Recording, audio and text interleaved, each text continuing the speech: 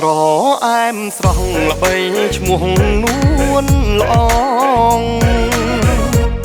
ខេត្តបាត់ដំបងដងស្ទឹងសង្កែខ្សែទឹកតភ្ជាប់ទន្លេសាបតែអរគុណទន្លេព្រះម៉ែគង្គីខេត្តស៊ីវិល័យប្រថ្លៃដឹងទេទោះមិនទន្លេតែស្ទឹងជាប់គ្នាបឹងទន្លេសាបអង្គមហិមាក៏កើតពូជជាជីវៈច្រើនពង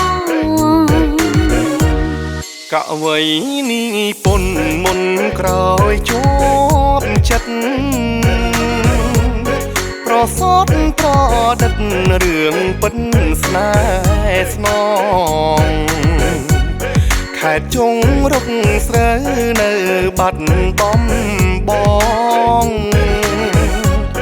ពេលតែងកផនផងក្រុងល្បីខ្ទខ្ទា